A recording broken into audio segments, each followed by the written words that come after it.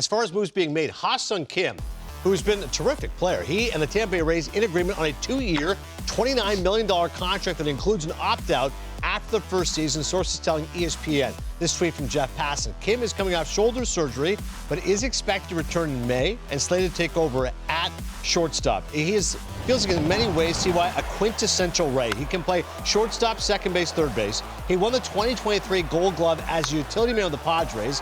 Now, average-wise, okay, last year, not hitting for a ton, 233, 11 home runs, 22 stolen bases, but he's got a plus 30 combined defensive runs saved over the last 3 years. Look at these numbers. In terms of just WAR from a couple years ago, this is a guy who brings a lot of value to the table. Yeah, I think this was a great deal for Ha-Seong Kim. He's not going to be healthy to start the season. Hopefully he comes back around May.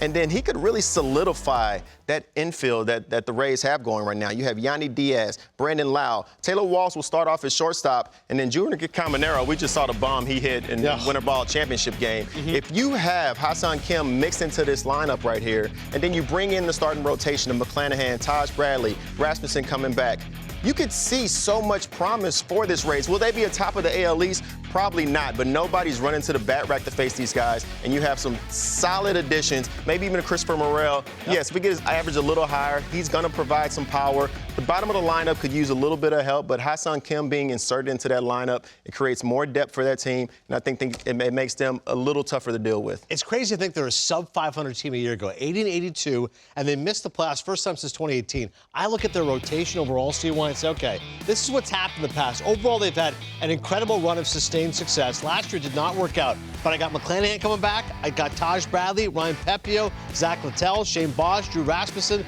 I'm with you on the offense lacking a little bit for me, but that rotation could be a strength. Yeah, the rotation is going to be consistent. You know what you're going to get. I think Taj Bradley will continue to take a step forward. And then on the offensive side, if those guys have bounce back here, Yandy Diaz, if he bounces back a little bit, you have a young player. I think the benefit of signing Ha-Seong Kim and he getting the option, you have another young shortstop, one of the best shortstops in the prospect chain, Carson Williams, who's on his way up as well. So I think you'll start to see a couple guys take a step forward in that offense and hopefully go out there and compete. And I'm with you. If I'm Kim, I'm thrilled with the deal. Yeah. I mean, he had a subpar offensive season, right? He was under 100 OPS plus, but I'm getting 14 and a half. He got a big raise. He's coming off of making $8 million. That's a huge raise, and it shows how valuable defense is in this game and how him being able to move around to different positions. If one guy is struggling, he can fill that role. That's invaluable to have on the team. Absolutely.